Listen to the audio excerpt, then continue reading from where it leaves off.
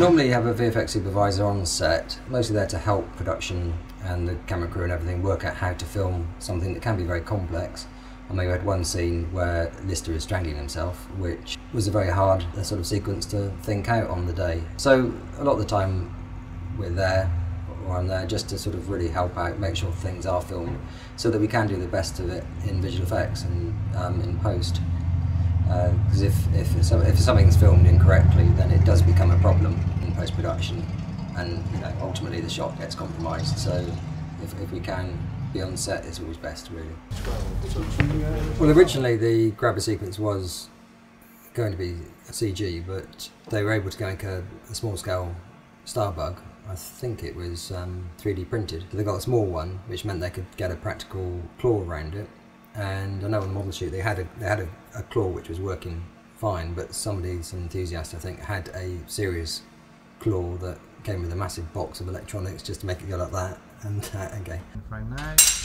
And again.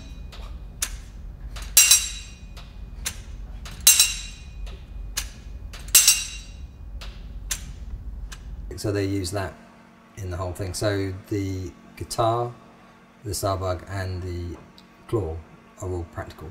Interesting side of it really was to get the geography right of where Starbug was in relation to the planet that you see at the very beginning, and then there's a story as to where's SS Vespasian going. Is it as it goes away, you see the planet's getting smaller and smaller, so you need to get a sense of journey and where it's gone.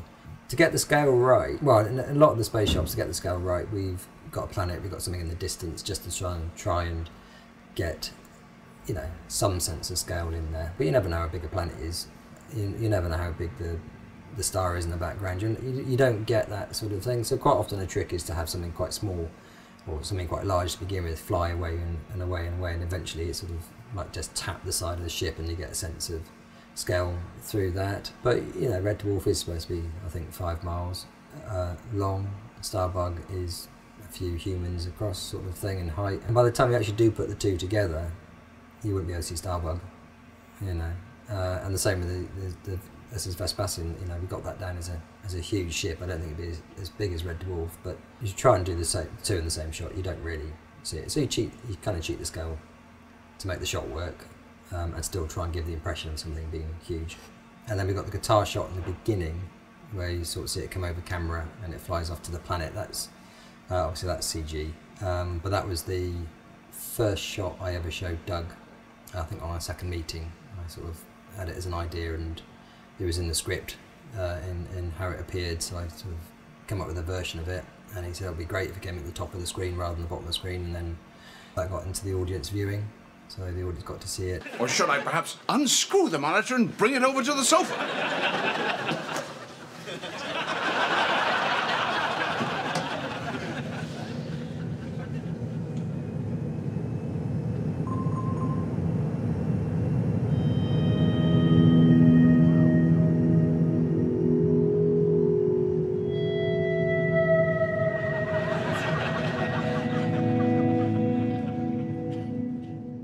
Oddly enough, it's the first shot we started and pretty much the last shot we finished, over a year later. So, not that we spent a year on it.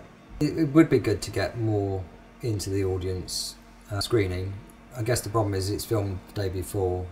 You've only got a certain amount, you've only got like 5 or 6 hours, only so much you can actually prepare for the next day. And then, Edit did quite a good job at prevising a lot of it anyway. You were ridiculed every day, raged every night, and sometimes even had your head forced down the toilet on the table.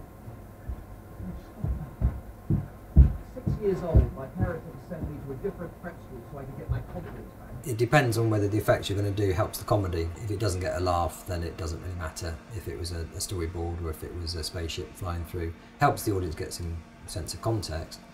The guitar is lifted towards Starbug. We pull back to reveal a giant clamp lowering from out of the blackness of space and about to clamp Starbug. So the guitar shot, it did get a laugh, so I think that was, was important. I was quite pleased. Not everything I do is funny. In fact, not very much of it is, so it's quite good to get a laugh. The decision as to when we'd use a CG Starbug or a model Starbug came out really after the model shoot. we did the layout, which would include certain moves, so that we could actually previs and work out how some sequences would go together. But you know, if it's a straightforward move on Starbug, then we'd replace it with an equivalent or as close to equivalent model shoot. But until we'd actually put a CG one in there, we wouldn't know whether or not the shot was going to work. And also when it goes into the edit, it informs the edit. It helps, you know, people visualise what it could look like.